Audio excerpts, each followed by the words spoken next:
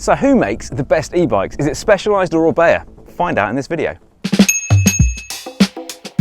Hi folks, I'm Jason and welcome to ebike-centre. So if you caught our last video with the Rise versus the Wild, we thought today we'd pick Specialized equivalent bikes and pitch them against those bikes. So we're doing the same tests. We're doing a cross-country sprint test. It's about a minute of sprinting across undulating terrain, followed by a big drag uphill, so steep hill, big climb to see which of these two is quickest up that hill. And then finally we have a short trail descent to see which one handles the best on that. So today with the bikes I have with me, we have got the Specialized Levo SL Carbon Comp, and we have got the full fat Levo, and this is the alloy comp version as well. So they're very similarly spec'd. You've got a 90 Newton meter motor in here with a 700 battery, and you have the updated 55 Newton meter motor in here, along with a 320, I think it is, battery. You can correct me below, Toby, if I'm wrong. And yes, we will see how these fare. So for our first test, we're going to do the same as we did for the Rise and the Wild. We're doing a cross-country test. So it's a slight incline to start with, so an out-and-out sprint from the start, slight incline into a drop, and then there's another slight brow of a hill and then down again. It's about just under a minute's worth of out-and-out sprinting, and we'll see which one comes out best. My gut reaction is the Levo SL should be the faster bike because we're going to hit the 15.5 mile an hour limiter pretty early on, and from there it's going to be my leg power only. So yeah, it'll be interesting. We'll see how these ones fare. 3, 2, 1.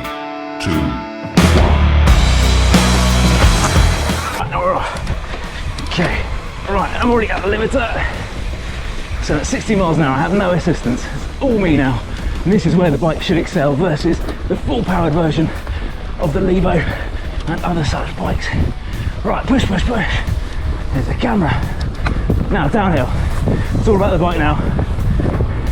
Nothing to do with the motor. Full pedal power here, and the climb. Right, and this is where the motor kicks back in. Still above the limiter, still above it. Back in, here comes the motor. Right, push on. Push, push, push. There we go. And across the line. How was that? 48 seconds. Okay. All right, good. It was a nice ride. Much similar story to when we did the Rise and the Orbea Wild. It was hit the limiter pretty quickly, not as quickly as I did on the Rise, and certainly not as quick as the Wild, but sorry, get my breath back. Once you're over that 15.5 mile an hour limiter, that's when sort of bike like this comes into its own. It felt so much lighter, so much more like a normal bike. So I think it's quite quick in the cross-country section, but definitely sluggish to start. We'll see what the full power Levo's got to offer now. 3, 2, 1. So much more power straight away. Wow, and then over the limiter, so quick. Right, so yes, fast to start with, but there's a lot more weight behind this one. So it's much harder to keep this speed up. I feel like I'm slow already. Limiter's back in, and off again. Right, now downhill section. Here we go. Should have more momentum on this, on the descent. Another climb, short climb. Motor should be coming back in. There it is. Motor's kicked back in. That bit felt a bit easier than the SL, and then we're off again. Speed's off, motor's off.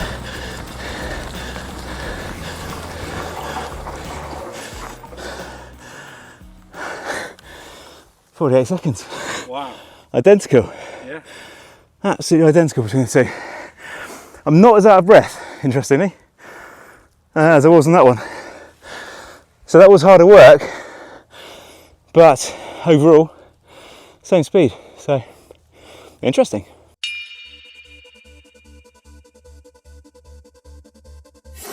Right, so we're on our way to the next bit through some stingers and some lumpy bumpy bits, some ruts. There we go. Toby's down. There he is. He's up and running. No one saw a thing. This bit's cozy.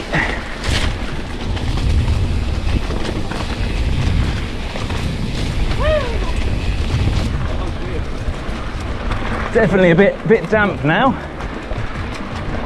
And it's raining. Look at that, sports cash Toby. Easy work. I've not even got the bike, come on. So next up we've got our drag race, which again I'm sure lots of people tuned in just for this bit. We've got a straight climb. It's going to take around 2 to 3 minutes if the Orbea Wild and Rise were anything to go by. Unfortunately, it's got a little bit damp out, so it's going to be probably a little bit trickier getting up there today, but we will wait and see. My money is easily on the Levo full powered. The SL's not really going to stand a chance. It's only a 50 Nm motor, although it's a very light bike. But yeah, we'll see how it does, and certainly see how it does against the Rise.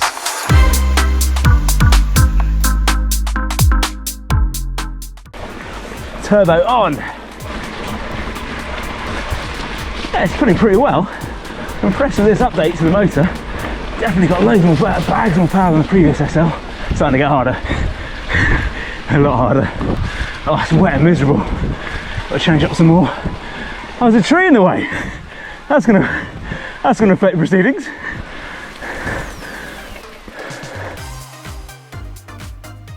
I have to take some time out for that. And we're back and running. There we go. Well, that tree wasn't there last time. There is so much less power in this than the Rise. That is for sure.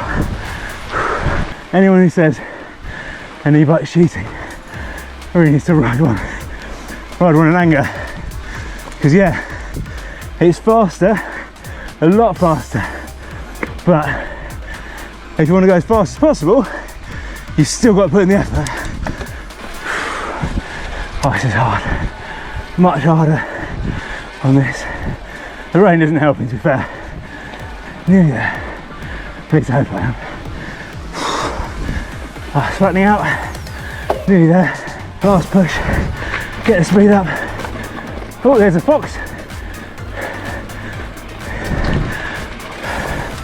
And across the line. 3 minutes 55. Whew.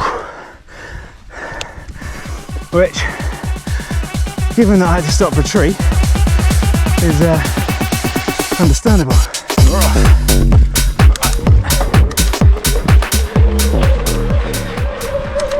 Loads more power straight away, straight up through the gears. God, instantly so much more power here versus the SL. Bags of it.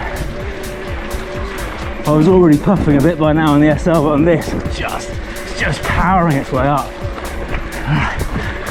Won't be long before we see the tree, and feels so much easier. Here we go. There it is. I came across a fallen tree. I felt the branches of it looking at me. Is this the place we used to love? Is this the place that I've been dreaming of? Right. Okay, that was just for you, Tabes. And we move on. So much, carrying so much more speed. I can speak so much easier as well. Nowhere near hitting the speed limit of 15.5 miles an hour. Doing like 8-9 miles an hour in this, loads faster than the SL. It's getting a bit tougher now. Definitely feels like there's loads more power. Much more like the Wild than even like the Rise. More like a, as you'd expect, Bosch CX sort of power output, as this is a 90 Nm motor. Peaking occasionally at 10 miles an hour now on this last section. Here we go. So much more power.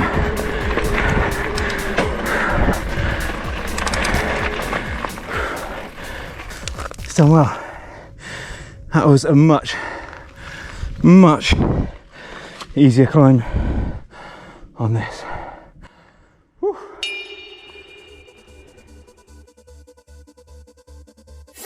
So for our final test, we've got our little trail descent. It's going to be hopefully similar in terms of conditions to the last 2 tests we did. It has rained a bit, so it's going to be a bit more greasy. So it's not going to be favourable for the Specialized, but I think they'll handle it pretty well. My gut reaction is to go with the full fat Levo because the Wild was the fastest as well. But I don't know, this is a really nice handling bike, this SL. So we'll wait and see. 3, 2, 1. Pretty much straight away, this bike felt like a bike I'd ridden many times. It didn't feel like a bike that I was descending on for the first time. I felt completely, I know it sounds cliche, but completely at one with this bike from the off. It felt like a bike that I'd ridden loads of times. It feels more like an analog bike, I would say, for descending than it does an e-bike. If there was a spectrum from like e-bike to analog, it's very much at the analog end of things. And as a result, it just felt really nimble, really playful. It wanted you just to throw it about and just to really enjoy it. And I know this section of trail, this section of trail isn't the most demanding, but it's fast and it's a lot of fun. And it's a section I've done many times before, and I would say it was one of the most enjoyable descents I've ever had down this section. And considering that it was a little bit greasy because it had range just before, I didn't notice it at all on the bike. It just felt fast. It felt furious. It was just everything I really wanted. So yeah, I absolutely loved descending on this Levo, and I fell in love with the bike as well.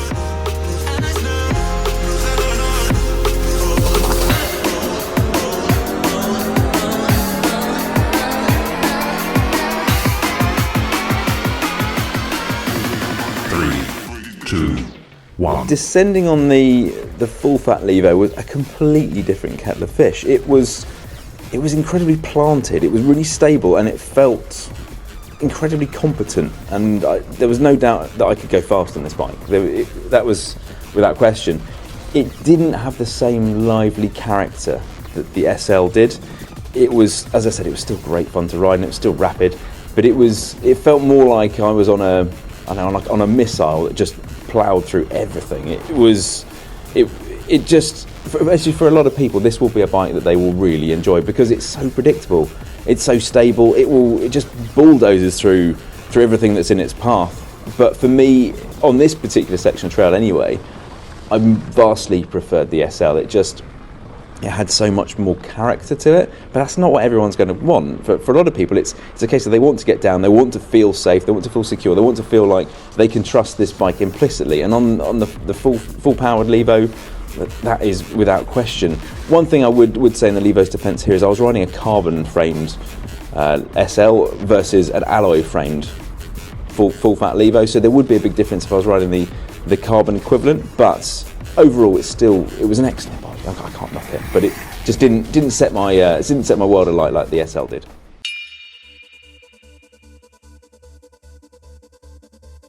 So what you really want to know is how fast did these two bikes descend? Well, the Levo SL Comp, it did that in 1 minute and 53 seconds. And the Levo Comp Alloy, so the full fat version, did it in 1 minute 55. So I was a little surprised by that. I really thought the Alloy would be faster, partly because it's a heavier bike, but often these full powered e-bikes, they're just like tanks going down the hill, and they just plow through everything.